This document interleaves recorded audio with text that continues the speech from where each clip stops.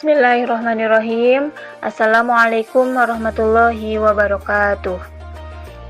Puji syukur senantiasa kita panjatkan kehadirat Allah Subhanahu wa Ta'ala yang telah memberikan kita nikmat iman, nikmat Islam, dan nikmat keberkahan di bulan Ramadan ini. Salawat beserta salam semoga tercurah limpahkan kepada Nabi besar Muhammad Sallallahu Alaihi Wasallam, kedua hasanah, tauladan terbaik yang memberikan contoh-contoh kebaikan dan pantang menyerah di bulan Ramadan. Teman-teman Sabila yang dirahmati oleh Allah, pada kesempatan yang berbahagia ini, izinkan saya sedikit membahas tentang hijrah menuju kebaikan di bulan Ramadan. Hijrah memiliki dua pengertian. Yang pertama, hijrah hissi, yaitu berpindah tempat, berpindah dari negeri kafir ke negeri Islam, atau berpindah dari negeri yang banyak fitnah ke negeri yang tidak banyak fitnah. Ini adalah hijrah yang disyariatkan. Yang kedua, hijrah maknawi, yaitu berpindah dari maksiat dan segala apa yang Allah larang menuju ketaatan.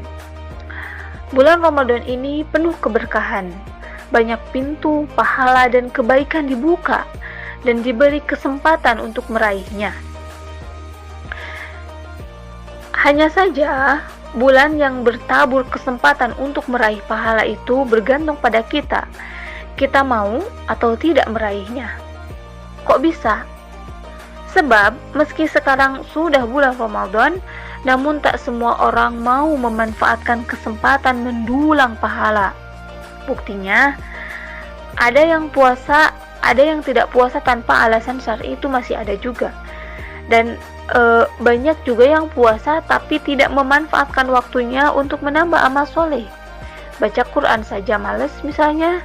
Tetapi anehnya, jika menggosip, apalagi gosipnya yang sangat viral, itu sangat hot banget, kuat sampai berbusa-busa gitu ya.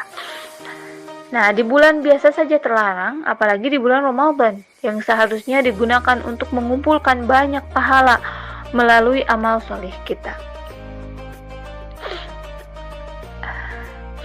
Nah, Allah Ta'ala itu harus menjadi tujuan kita.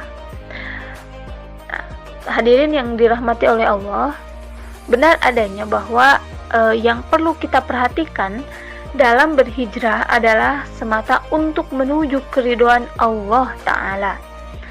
Ada penjelasan yang dinukil dalam surat Az-Zariyat ayat 50 yang artinya, maka beralihlah kalian menuju Allah, atau maka segeralah kembali kepada mentaati Allah. Nah, karena sejatinya bahwa meninggalkan apa-apa yang dibenci Allah kepada apa-apa yang dicintainya, itu dikenal dengan istilah al-firor ilallah, atau berlari menuju Allah. Nah, salah satu hal yang membuat kita berhijrah, memanfaatkan momentum Ramadan untuk berhijrah adalah al-firor ilallah, berlari menuju Allah, dengan cara segera kembali mentaati Allah. Hijrah kepada Allah ini mengandung sikap meninggalkan segala hal yang dibenci oleh Allah, kemudian diikuti dengan melakukan apa saja yang dicintai dan diridhoinya. Pokok hijrah ini adalah rasa cinta dan benci di dalam hati. Artinya, seorang yang berhijrah meninggalkan maksiat kepada ketaatan, tentu saja karena apa yang dia tuju lebih dicintai daripada apa yang dia tinggalkan. Itulah sebabnya dia lebih mengutamakan perkara yang lebih dicintainya daripada perkara-perkara lainnya. Teman-teman Sabila yang dirahmati oleh Allah, dari sini kita bisa memetik pelajaran bahwa hijrah dengan hati kepada Allah menuntut kita untuk memiliki kesadaran dan ilmu mengenai apa yang Allah benci dan apa yang Allah cintai. Why? Gitu ya. Karena hijrah ini adalah meninggalkan perkara yang dibencinya, menuju perkara yang dicintainya. Perkara yang dibenci Allah itu meliputi syirik, kekafiran, kemunafikan, bid'ah, dan kemaksiatan. Adapun perkara yang dicintai Allah itu mencakup tauhid, keimanan, ikhlas mengikuti tuntunan, dan melakukan ketaatan-ketaatan. Dan kita juga perlu tahu dan dijadikan pemahaman bahwa melakukan hal-hal yang Allah cintai dan menjauhi hal-hal yang Allah benci merupakan sarana untuk menyelamatkan diri dari azab dan murka Allah.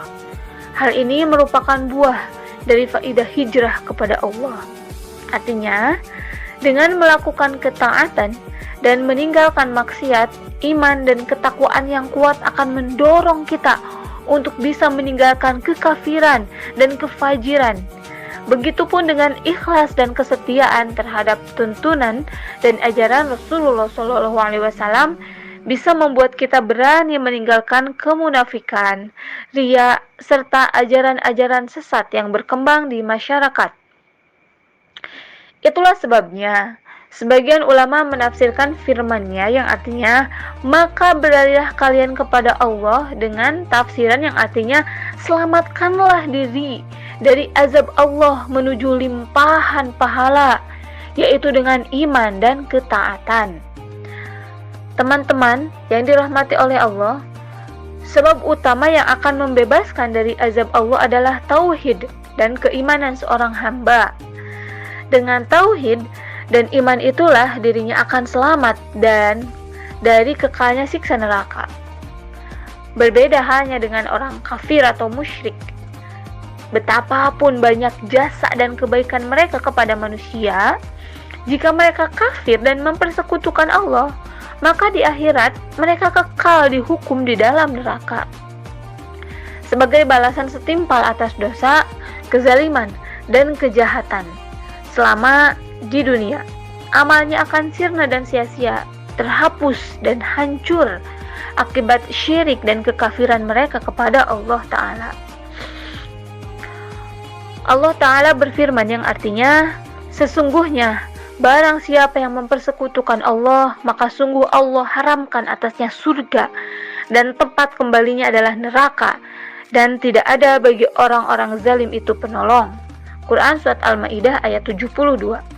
Allah juga berfirman dalam Quran Surat Az-Zumar ayat 65, sungguh telah diwahyukan kepadamu dan kepada orang-orang sebelummu, jika kamu berbuat syirik, niscaya lenyap seluruh amalmu, dan benar-benar kamu termasuk orang-orang yang merugi.